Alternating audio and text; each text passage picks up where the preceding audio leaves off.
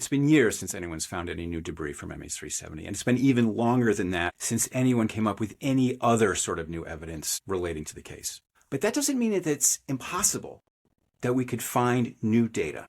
We could find new evidence that would shine light on the fate of MH370. Might sound a little far-fetched, but hear me out. I've been thinking a lot, I've been doing research, and I've been talking to experts who collect this kind of data. And what they're telling me is that it isn't just feasible, but they actually think it's quite an interesting and intriguing idea. All of which is to say is that I'm extremely excited about today's show. I'm going to be talking with a really bright guy. His name is Andy Sybrandy. He is the founder and president of a company called Pacific Gyre, which makes the sensors and transmitters for the collection of marine data. I'll explain more in a little bit. After the interview, if it sounds interesting to you, I'd like you to stick around because there's ways that you, the viewer and listener, can help out if you're interested.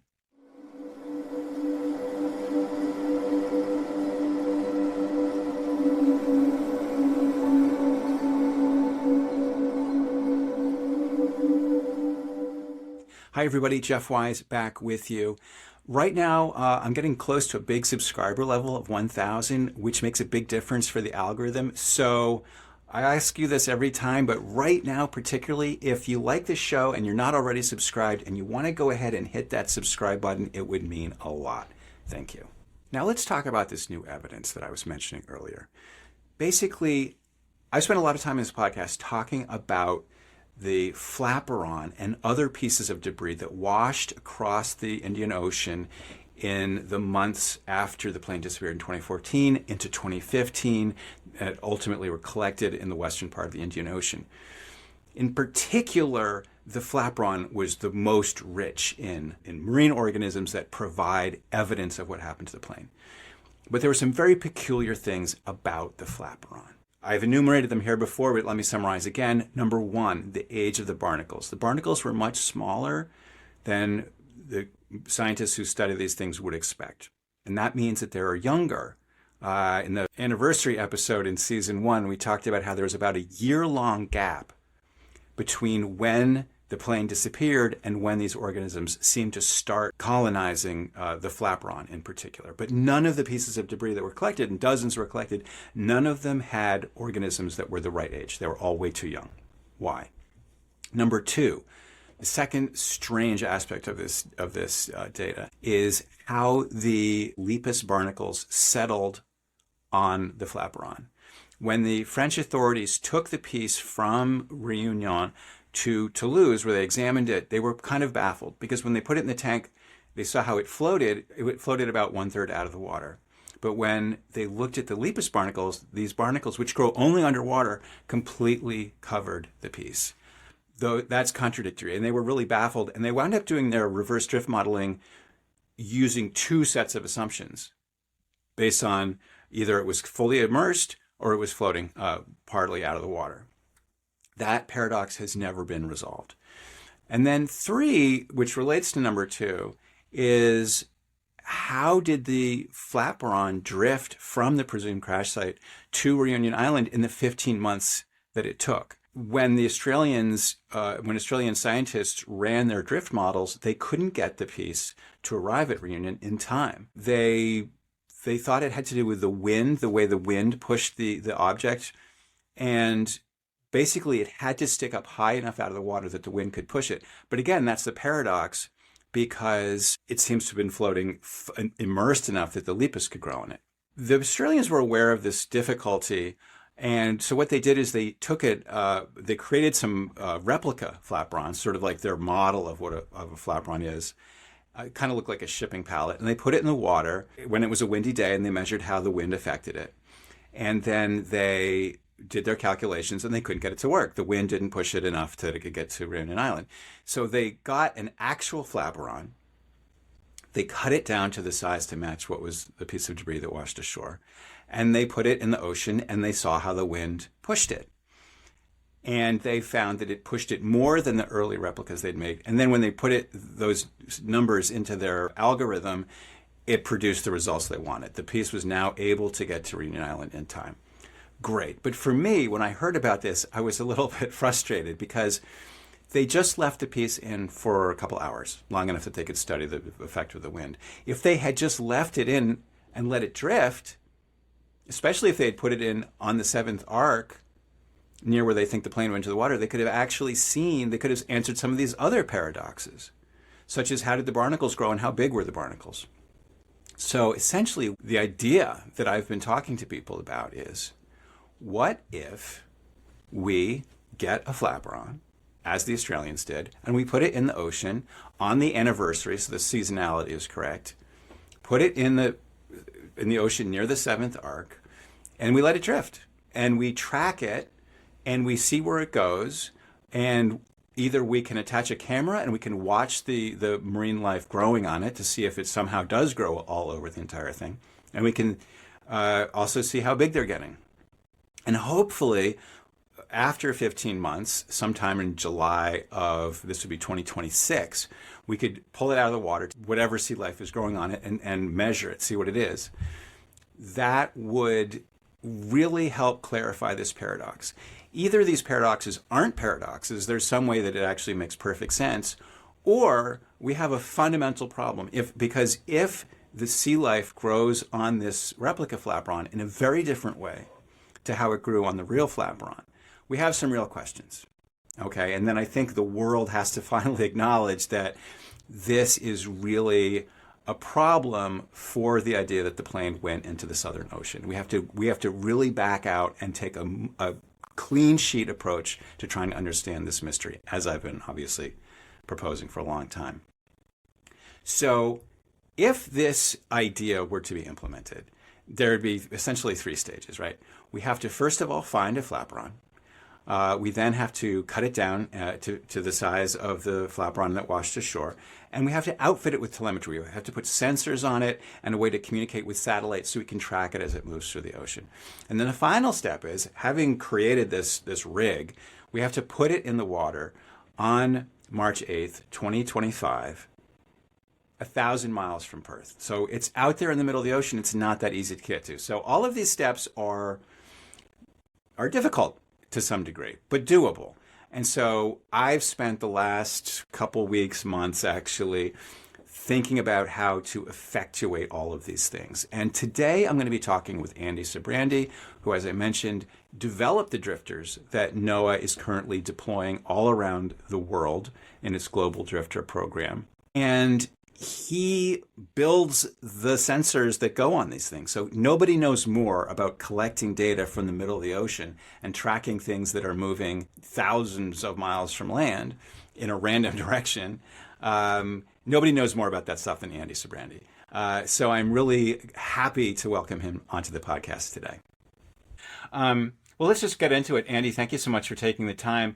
I was hoping you could start by telling me a little bit about yourself. You have an interesting background. You've been working with oceans and instrumentations for a long time now.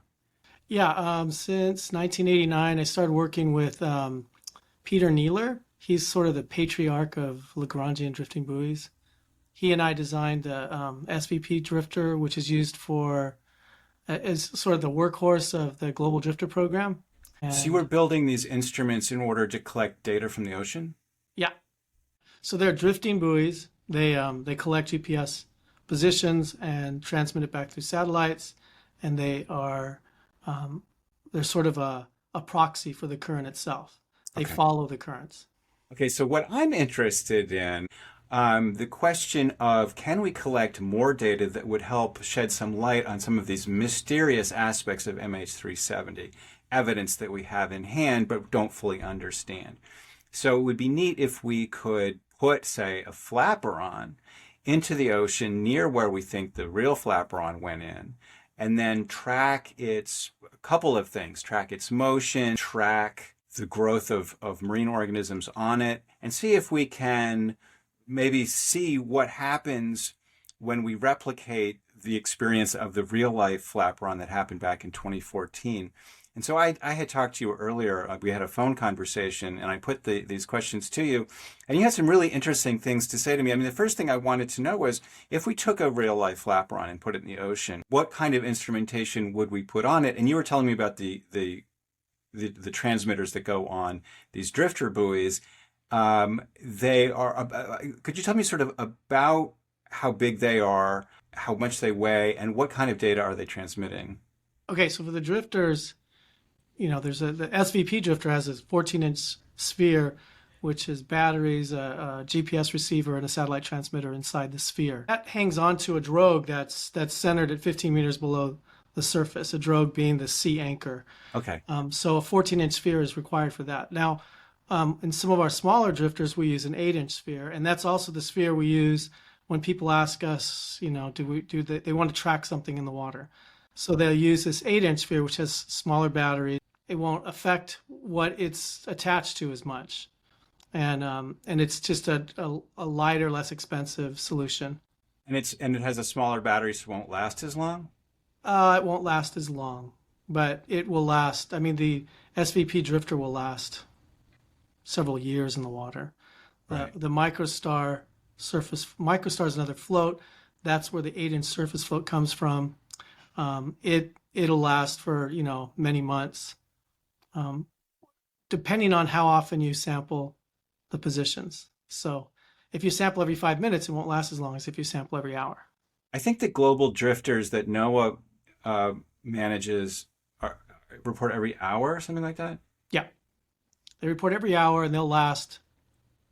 They have enough battery power to last for 4 or 5 years. 4 or 5 years. Yeah, wow. Which is more than you'll probably need for.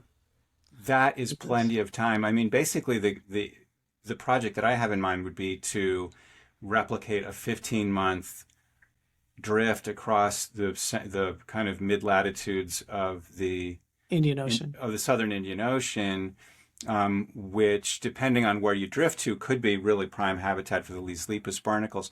So these are transmitting location and sea surface temperature, right? Yeah. And I had asked you about, well, what if you could get other parameters like wind speed? Now, wind speed is very relevant for how things drift if they poke up out of the water. The flaperon is believed to have pitched up out of the water quite significantly. And when the Australian officials carried out their modeling, they could only get their modeling to... They could model the drift if they used the wind as a significant force. Yeah. Exactly, if they use the wind. So it'd be interesting to know what the wind is, but you said that can be problematic to measure. Yeah, well, I mean, so in order to measure wind, you need an anemometer, which is, you have to kind of hold it vertical in the wind. And so a small float the wind would blow it over, Right. So we do measure wind speed and direction from SVP drifters, the big global drifter program drifters. So the flaperon would be really hard to fix an anemometer to because it's bistable. It has two orientations that it can float in, and it tends to, if there's any significant wave action, it flips back around. and forth. Yeah. So I think we can have to rule that one out. The other thing I had this idea of, if you could somehow attach a camera and then you could watch the sea life growing. One of the really perplexing aspects of the real flaperon is that it was completely covered in lepus barnacles, and there seems to be some dispute as to whether that's possible or not. And this would really settle that once and for all, but I think it sounds like a camera would just use up way too much data and too much power. I mean, if we use a larger surface float, which would work with more batteries, and then we can hang a camera below the float, which we've done with moored sensor chains in the past. So you've got a chain that's being held up. They did it for exactly that same reason, which is to look and see. The camera was deeper in their case, and they were looking. They actually I had suggested they put a camera on there because who knows. And then they put the camera on there, and it was like it ended up being a really important part of the project. That is doable. I mean, they'd be low resolution pictures, but maybe that's all you need. That would be really super interesting. Would it significant? I mean, if your battery life with just sea surface temperature and GPS location is, say, 4 or 5 years, could you still get a year and a quarter out of it with the transmitting like once a week? Even? It's not like you need to take a picture every hour. No, I'm saying like once a week or even once a month would be interesting.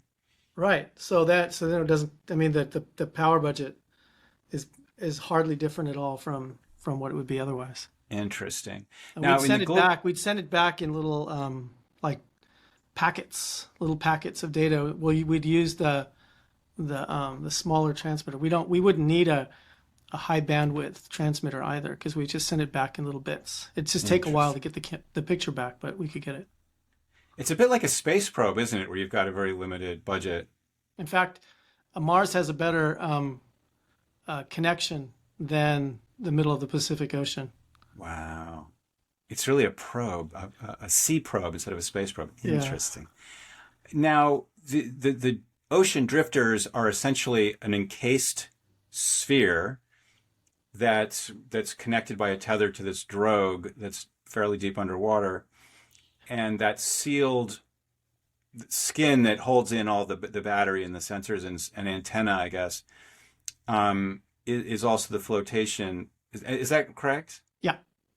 Now, in our case, the thing that floats that's of interest is this oddly shaped kind of oblong rectangular floaty thing, and we're quite interested in how it floats.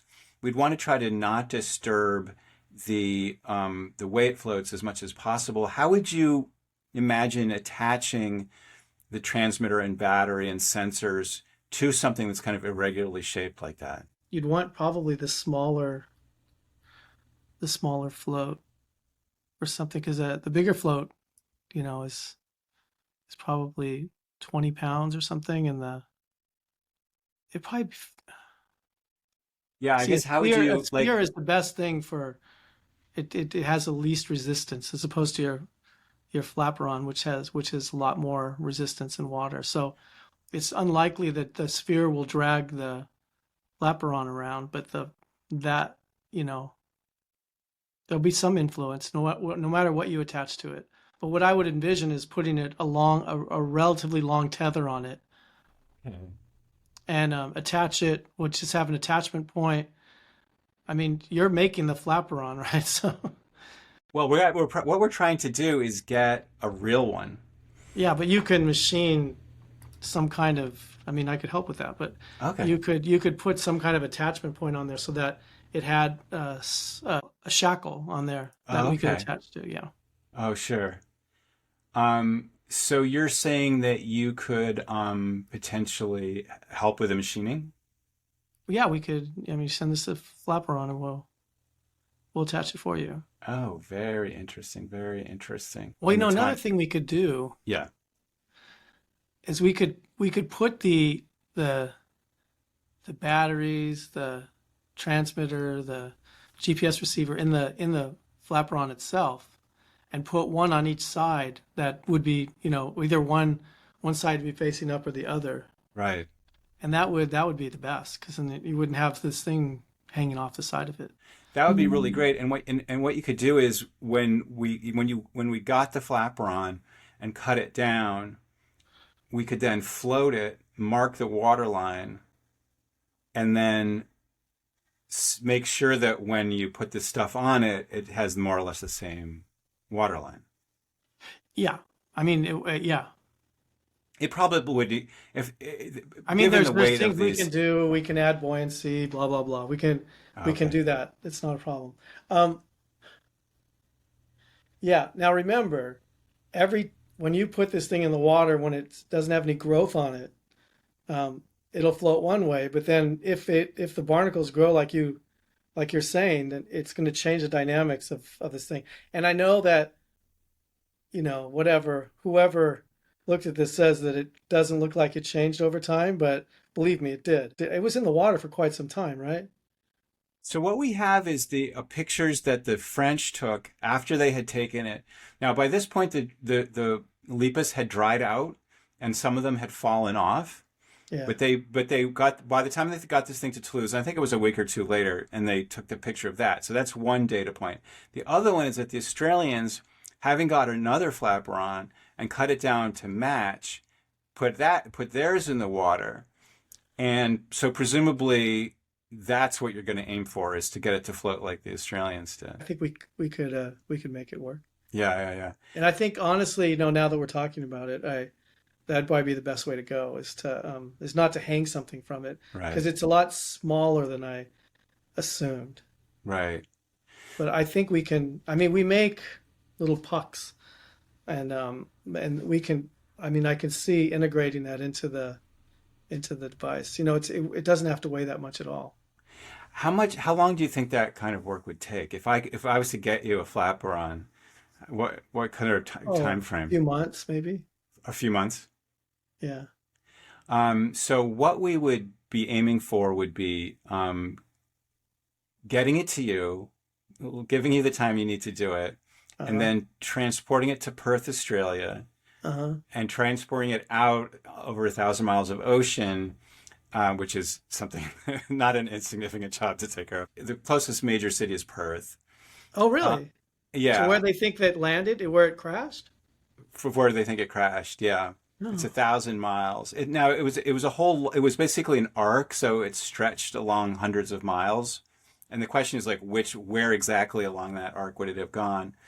Um, but the the idea would be then to hopefully that it would track sort of basically the route of the gyre there, which kind of goes north and then west, and it eventually winds up near northern Madagascar, and so the Reunion Island, Mayotte, Rodriguez, um, those kind. The French Met Office has deploys drifters and stores drifters in Reunion Island.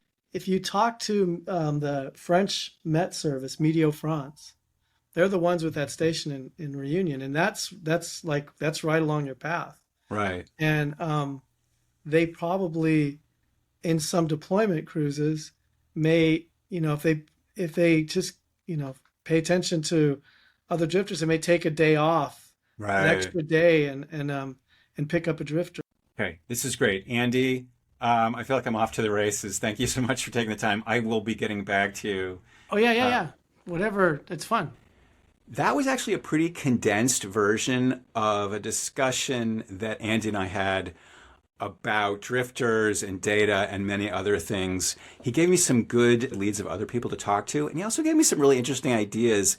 It turns out that the more you turn over this idea and explore the possibilities, the more options emerge. So it's really exciting to hear his ideas and his enthusiasm for this idea. I think we're going to hear a lot more from him in the future. We're also going to hear from some other people who have other sets of expertise, and some of whom Andy has turned me on to. The upshot is that there's really a ton of potential data out there just waiting to be collected. With a little help, we can go out and get it. And that's where you guys come in. I know that a lot of you have been following this case passionately for years, and I think as a community, you could really help to make this happen if that's something that's interesting to you. So what I would really love is if in the comments of this video, if you could let me know what you think. Is this an idea that seems interesting to you? Is it something that you'd potentially like to pitch in on? For example, there's a lot of data on drifters. There's actually masses and masses of it. And it would be really useful to crowdsource going through that data and finding, for instance, drifters whose data would be particularly interesting that could lead us to interesting inquiries to make. And there's other ways too that you guys can help. So if that sounds interesting, if in broadest principle it sounds like any of you would be interested in helping out with, do let me know and I will move the ball forward in future podcasts where I'll explain what particularly I had in mind. Also, more ideas. If you guys think, oh, okay, I get it. What if we did X? What if we did Y? Let me know. I am all ears. So that's what I want to say on that topic today. I also want to do something I haven't done in a while, but Keely pointed out to me that it actually was a good feature and I think useful and helpful to people and also interesting, which is Community Radar. This was the segment that we did a while ago where I was basically trying to respond to things that were being said, discussed, asked, etc.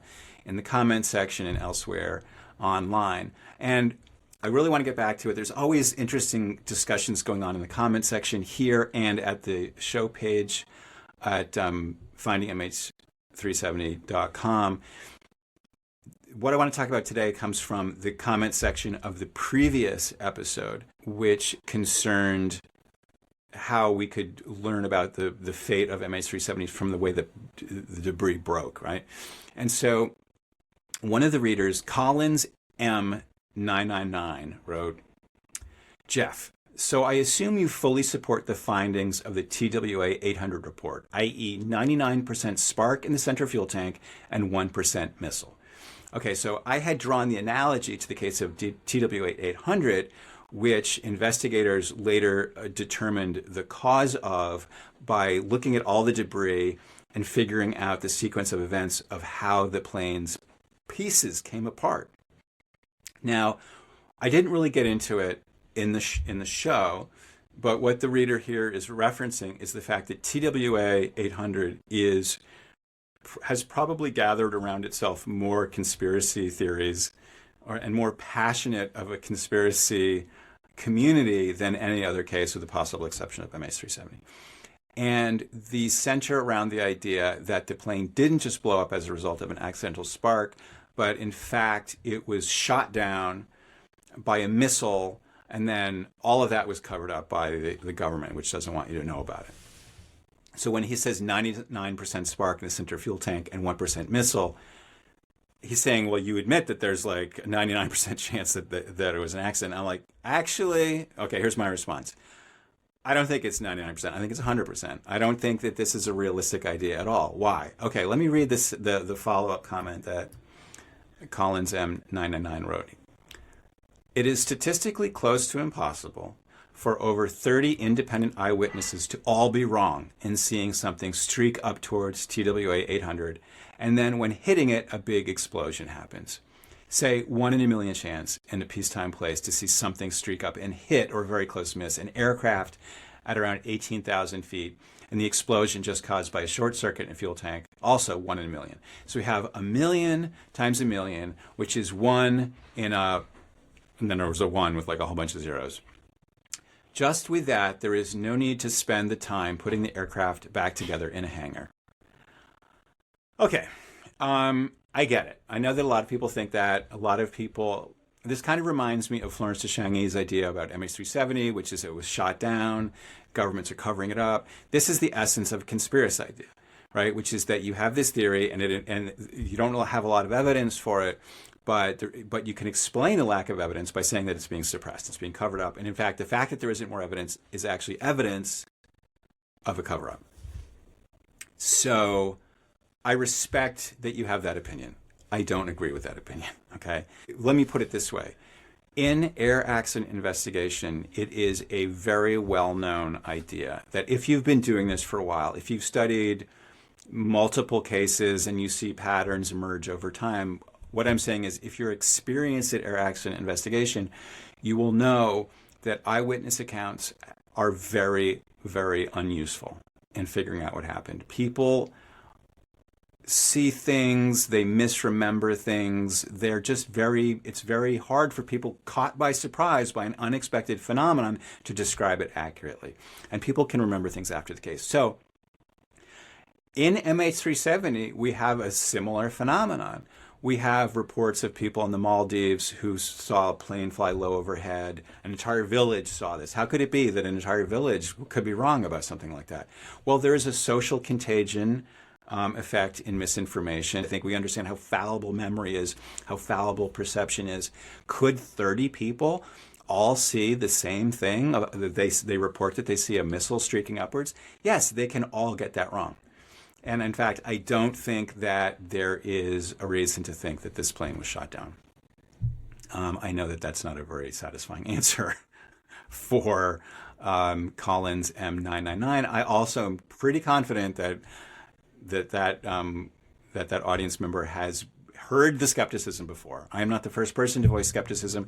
This is kind of a clash of cultures in a sense. I mean, there's people who kind of hew to the narrow path, which I do. I'm a straight and narrow kind of accident investigation guy. And there's people who think that something's afoot, that the authorities are hiding something. Actually, this is a very interesting dynamic. I think it's really relevant to the fact that we don't understand what happened to MH370, or at least society as a whole has been able to grasp with the reality of this case, is partly because of the psychology of how we understand things. And I know that these kind of, when I talk about this sort of stuff in podcasts, it doesn't get the same kind of clicks as when I talk about stuff like debris, but it's important.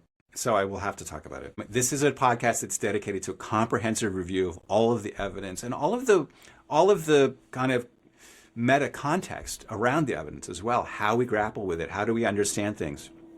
How do we make sense of the world? And what does it mean to have a successful scientific theory? What does it mean to know something? Anyway, this is why we have to have humanities majors. Everyone says science is great, humanities are dumb. These things cannot be separated. You can't have understanding without philosophy. Okay? Anyway, veering off into the sublime there for a minute, but that's all I have for you today. I feel like this was a really exciting one. I feel like I've opened potentially a new front in the war to understand what happened to the missing plane. And I'm excited about the opportunity, if you guys are interested, to kind of pitch in and make it a more communal effort, even than it has been. As I said before, if you're not already subscribing and you could subscribe now, that would be particularly awesome. So thank you for that. I will leave you with my famous final words. Don't stop looking and don't stop asking hard questions. See you next time.